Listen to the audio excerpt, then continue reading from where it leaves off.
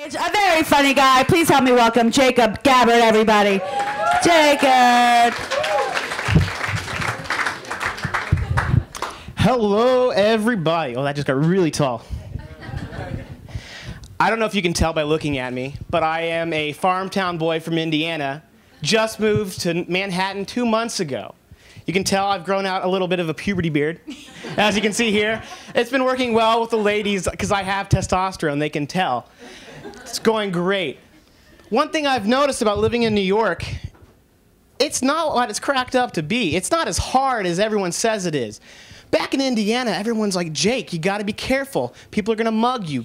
Don't wear your iPhone earbuds in your ears because people say, he's got an iPhone, we're gonna mug him.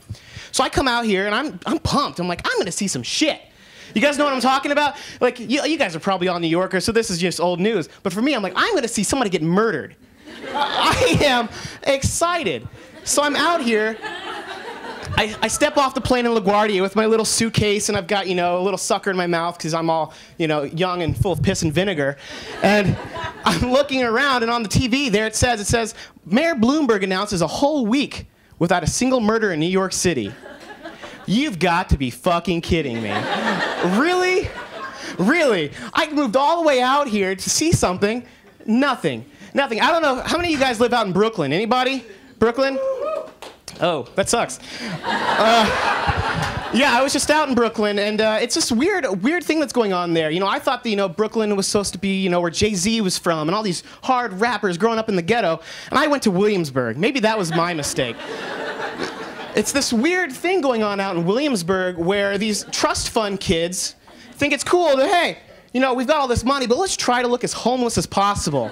You guys know what I'm talking about? Yeah.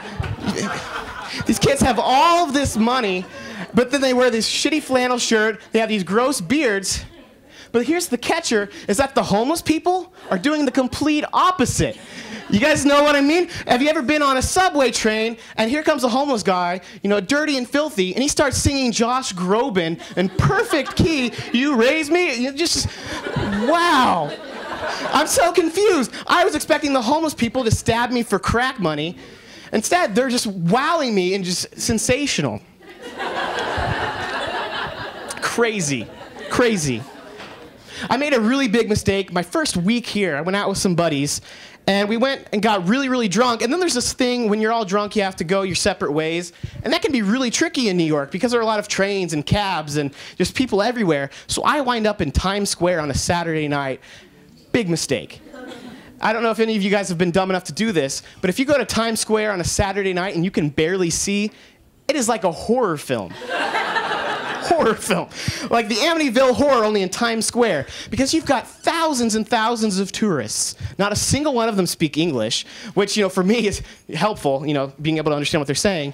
There are bright lights everywhere. You've got tunnel vision. You're walking around, and here comes this guy dressed up like Elmo. And it's not a convincing Elmo. It's a shitty Elmo that they bought. You know what? You guys have seen these, and they're, the fur is all messed up. Looks like Elmo has fucking mange or something.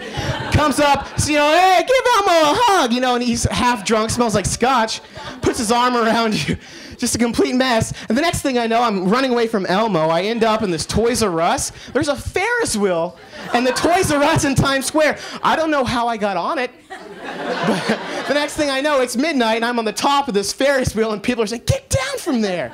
Get down. It's crazy. New York City, guys. You don't know how well you have it living in New York. You take everything for granted. So it's a big city. All right, I'm going to do a quick survey. Guys out here, I want you to raise your hand if you are an avid masturbator. One guy. And that is the problem, my friends. That is the problem. Because every guy that didn't raise his hand is a liar. Do you know why? Because every guy masturbates at some point in his life. We got a 51-year-old guy here. He's masturbated at some point. But nobody will admit it because there's this negative stigma associated with male masturbation. You guys know what I mean? Like, do you ever feel guilty after, letting one loose? You're like, I shouldn't do this. I need a girlfriend. But see, the thing is that from the female perspective, if you hear that a female masturbates, wow, that's beautiful. Good for her. Look at her. She's in touch with herself.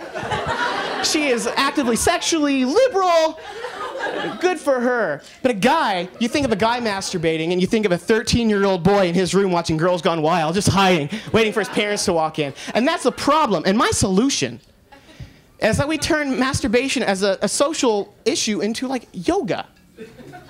In New York, yoga is a big deal. Everyone's got their yoga mats with their Ed Hardy things on it. If we just turn masturbation into yoga, where people were, going to studios on each street corner, just jerking off together, or, if people could go to the store, maybe say, the Gap, and they're buying masturbation pants, like yoga pants, look great on women. Maybe guys could have some. There's little vibrating parts in them. The guys could, I don't know, have a pocket pussy or something.